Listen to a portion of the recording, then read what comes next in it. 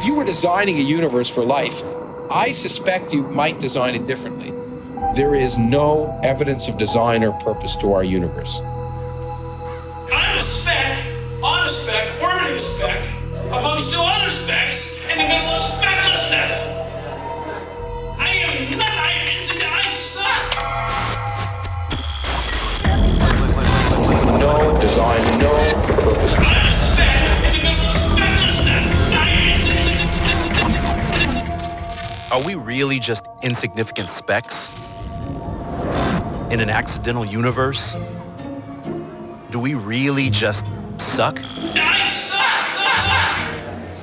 Those are some dramatic claims, but not everyone thinks that way. In fact, some very distinguished scientists disagree.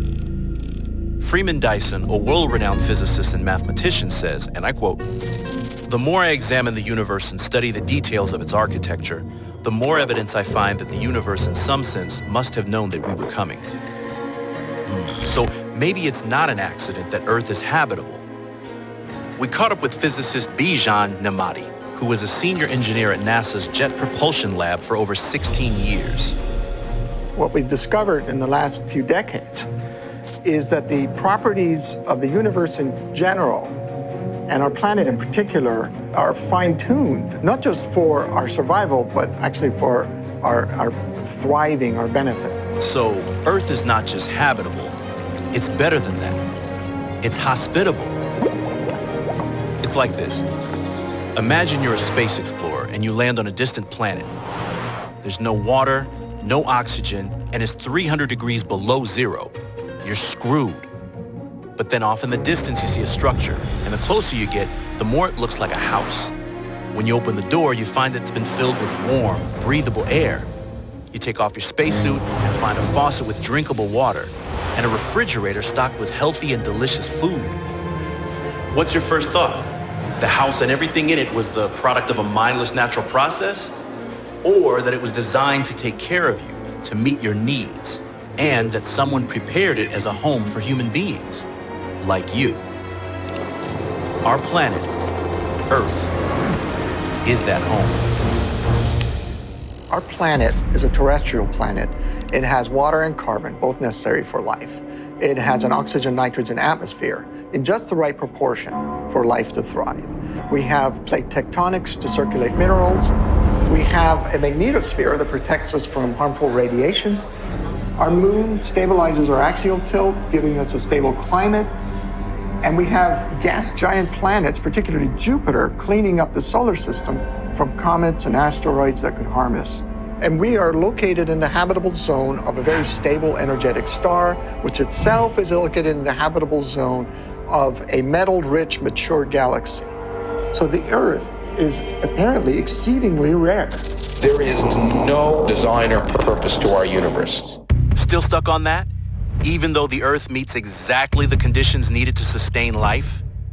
Well, what about our universe and the precise settings of its physical laws that keep things in order? What they call fine-tuning. Cosmological physicist Frank Tipler explains. Fine-tuning in physics refers to the observed fact, that were we to modify the constants of nature just slightly, life would never appear in this universe. Imagine you have a universe app where you can mess with the universal laws of physics from the beginning of time.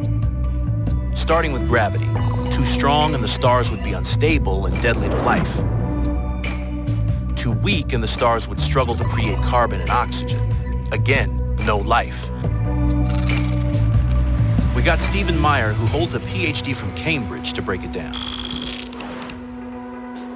The force of gravity is not too strong, not too weak. The speed of light, not too fast, not too slow. The ratios of these fundamental forces are delicately balanced. It's the just right universe that makes life possible. So it's got to be exact. But materialists say we just got lucky with gravity. Now, let's set our universe app to random and tap the button. What are the chances that the app will luck onto a gravity setting that just happens to allow life to emerge? Scientists have crunched the numbers, and the answer? Not good. You mean not good like 1 out of 100? I'd say 1 out of a million. Actually, for gravity, it's worse. Worse than 1 chance in a billion, times a trillion, times a trillion. So you're telling me there's a chance? Yeah! Yeah! We all love rooting for long shots, but here's the thing. It's not just gravity. There are many other physical laws that also have to be just so for life to emerge in the universe. And some of them are even more fine-tuned, even more unlikely than gravity. Without fine-tuning, our universe would be a horror story even Stephen King couldn't imagine. The very construction of the world and the fact that we seem to be the only blue populated planet in the universe, it makes you have to believe that if we happened by accident, it would make winning the lottery look like flipping a coin. So I have a tendency to believe in intelligent design. Nobel Prize-winning physicist Charles Townes seemed to agree by stating, and I quote, "Intelligent design, as one sees it from a scientific point of view, seems to be quite real. This is a very special universe. It's remarkable that it came out just this way." But of course, materialist scientists claim they have a better answer. There's an obvious and easy naturalistic explanation in the form of the cosmological multiverse. The multiverse acknowledges that the conditions necessary to make life in this universe are incredibly improbable. But it posits the existence of multiple billions of other universes, and we just happen to be in that lucky universe. Keep in mind that there's no evidence that these other universes actually exist. There are no experimentally tested laws of physics telling us that these other universes exist. No evidence for leprechauns, no evidence for unicorns, no evidence for the existence of other universes with different values of these fundamental constants. And there's still another problem with the multiverse explanation. The new mechanisms that have been proposed as possible ways of generating new universes themselves require fine-tuning. So in order to explain the fine-tuning, you have to posit prior universe-generating mechanisms that themselves require fine-tuning. And so, in the end, you're left right where you started. The many aspects of nature that have been fine-tuned for life are overwhelming. All of this evidence shows you are not insignificant. You are not an accident. And you don't suck. Someone had you in mind. Someone had us all in mind. We are not materialists. We see the human soul. We experience love. We live with purpose. We fight for justice. We are the quiet majority.